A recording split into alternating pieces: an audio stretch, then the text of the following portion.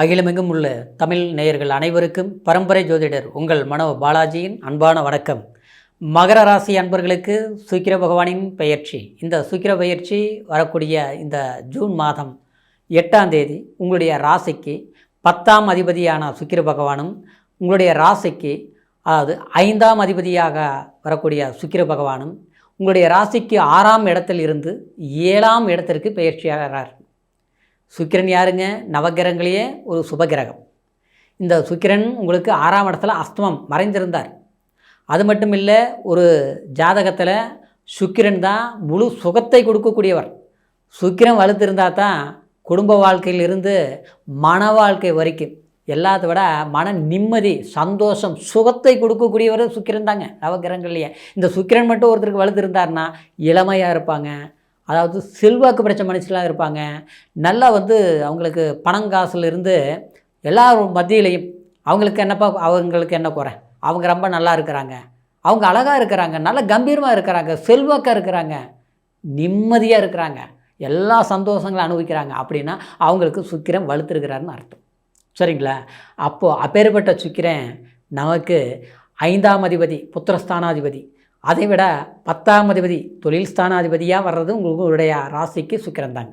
அப்போ அந்த சுக்கிரன் 7ஆம் இடத்துக்கு கலசஸ்தானத்துக்கு வரார். எப்போது? ஜூன் மாதம் 8ஆம் தேதி. இது இந்த நேரம் உங்களுக்கு எப்பேற்பட்ட ஒரு முன்னேற்றத்தை கொடுக்க போகுது.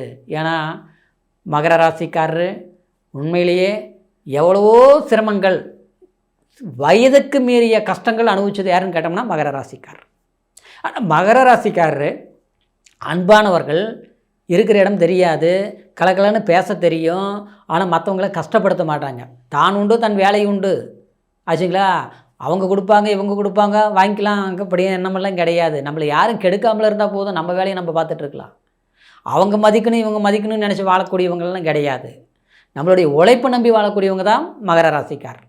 ஏன்னா அப்பேற்பட்டவங்களுக்கு அதாவது அனுபவத்தைங்கிறது எவ்வளோ கஷ்டங்கள் அத்தனையும் பட்டாச்சு.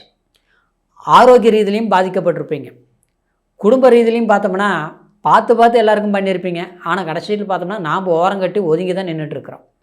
அடுத்தவங்களுக்கு முன்னால் வாழணும்னு ஆசைப்பட்டு முயற்சி எடுக்கிறோம், ஆனால் முன்னேற முடியல. கஷ்டம்தான் மிச்சம். கவலையே படாதீங்க. 7ஆம் இடத்துக்கு கலஸ்தரக்காரகன் வந்துட்டார். ஆல்ரெடி ஏற்கனவே குரு பகவான் உட்காந்து கரெக்டாக நம்மளுடைய ராசியை பார்த்துட்ருக்கிறாரு. இரு சுபர்களும் உட்காந்து நம்மளை பார்க்குறதுனால நாம் இந்த 7-8 வருஷம் பட்ட கஷ்டமும் வேதனையும் குடும்ப வாழ்க்கையில் பட்ட ஒரு மன சங்கடத்தையும் எல்லாத்தையும் நம்ம தீர்க்க போகிறோம். கிரகங்கள் நம்மளை தீர்த்து வச்சு நம்மளை அழகாக பார்க்க போகுது சுக்கிரன். சந்தோஷத்தை கொடுக்க போகிறாங்க, கவலையே படாதீங்க. சரிங்களா? ஆனால் அதே நேரத்தில் இதுக்கு முன்னால் பார்த்தோம்னா, அதாவது இப்போவும் சமீப காலங்களாக நம்ம நல்லதே சொன்னாலும் கெட்டதுன்னு வரும், உண்மையே பேசினாலும் அதில் சிக்கல்கள் உருவாக்கி வச்சுருவாங்க ஆச்சுங்களா. நம்மக்கிட்ட அன்பாக வரும்போது உறவாளியே வருவாங்க, வந்த பிறகு பார்த்தோன்னா பெரிய பகையாளி ஆயிடுவாங்க. வாங்குகிற வரைக்கும் நல்லவங்க, அதாவது வாங்கிட்டு அந்தாண்டு போனாங்கன்னா நம்மளை கெட்டவங்கள இது பேசுவாங்க. இன்றைக்கி ஜாமீன் கையெழுத்து போட்டு சிக்கினவங்க, அடுத்தவங்களுக்கு உதவி செய்து நம்ம பலவீனமான பாதிக்கப்பட்டது எல்லாமே இந்த மகர ராசிக்காரர் அனுபவிச்சாச்சு. இதிலிருந்து நம்ம மீண்டு வரக்கூடிய ஒரு வாய்ப்புகளுக்காக காத்துட்டு இருந்து அந்த வாய்ப்புகள் தடுமாறி இன்றைக்கி ஒரு நல்ல நேரம் அப்படியே நமக்கு கெட்டியாக பிடிச்ச மாதிரி இந்த சுக்கிரம் பயிற்சி சாதகமாக இருக்குது. அப்போது இந்த 8ஆம் தேதியிலிருந்து பார்த்தோம்னா புதிய முயற்சிகள் எடுங்க. திருமணம், சுப வாழ்க்கை சம்மந்தப்பட்ட விசேஷங்கள், வீட்டில் ஏதாவது ஒன்று செய்யணும்னு நினச்சி முயற்சி எடுத்து பார்த்தீங்களா, அது இந்த நேரத்தில் முயற்சி எடுங்க, கண்டிப்பாக சக்ஸஸ் பண்ணிடுவீங்க. சரிங்களா?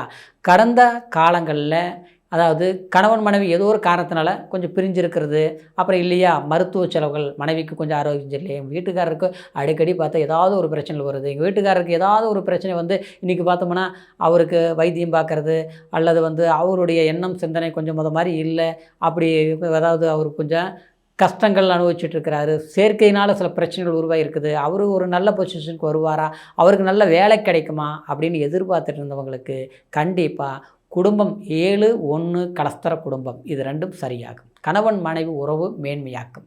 4 பேர் மத்தியில் நல்ல ஒரு கௌரவம், சந்தோஷம், மகிழ்ச்சியான வாழ்க்கைகள் வாழக்கூடிய ஒரு சந்தர்ப்பங்கள் உண்டாக்கும். சரிங்களா? அடுத்த ஸ்தானத்தில் சொல்லணும்னா கூட்டாளி சம்மந்தப்பட்ட இதில் கூட்டு பிஸ்னஸ் பண்ணிகிட்ருக்குறோம், லாஸ் ஆகி போச்சு, அதனால் பிஸ்னஸ் கைவிட்டுறலாமா அப்படின்னு நினைக்கிறாங்க.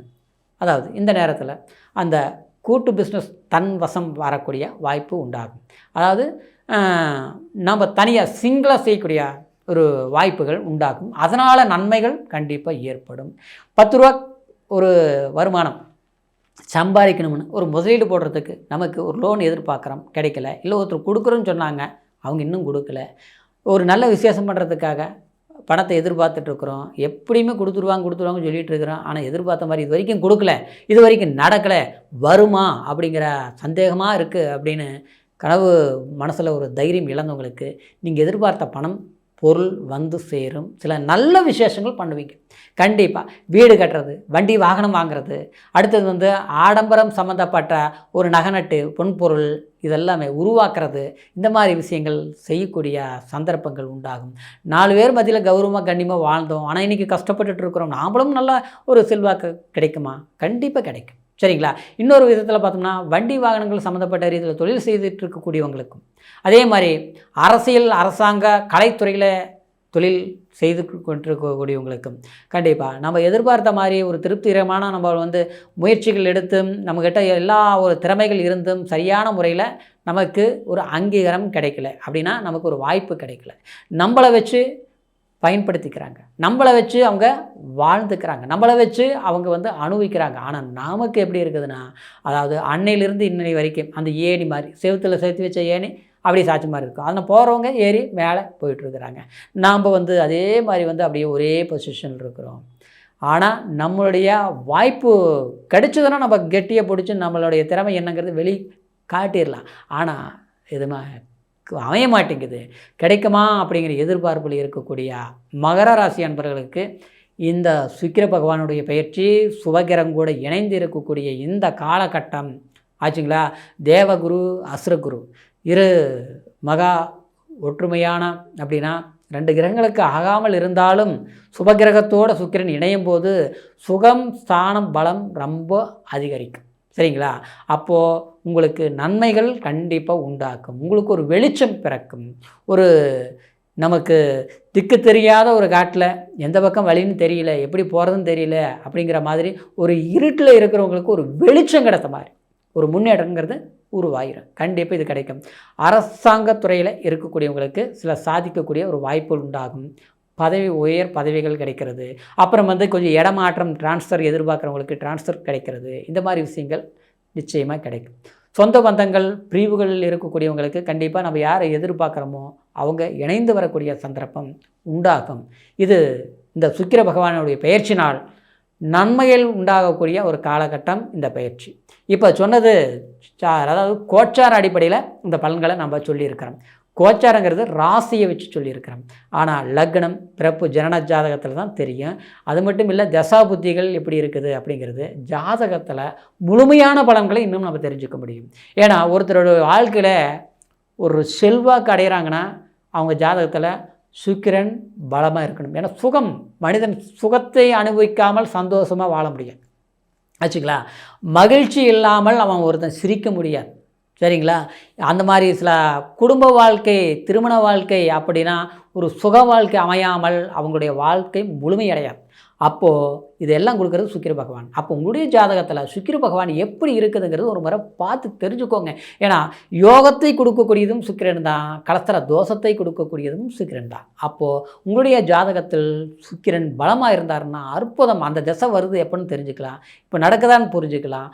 அல்லது ஒரு தோஷமாக இருந்தால் அதுக்கு நம்ம சுக்கிரம் கோயில்களுக்கு போய் ஒரு பிரார்த்தனை பண்ணி பரிவர்த்தனைகள்லாம் செய்துக்கலாம். அப்போ தான் டிமோஷனை அடையும். அப்போது உங்களுடைய ஜாதகத்தை ஒரு முறை பார்த்துக்குங்க. நம்மக்கிட்ட பார்க்கணும்னு விரும்புனீங்கன்னா கீழே இருக்கிற நம்பருக்கு ஃபோன் பண்ணி உங்களுடைய பிறந்த தேதி, பிறந்த நேரம், பிறந்த ஊர் எந்த தேசத்தில் இருந்தாலும் சரி ஆன்லைன் மூலிமா கூட பார்த்துக்கலாம்.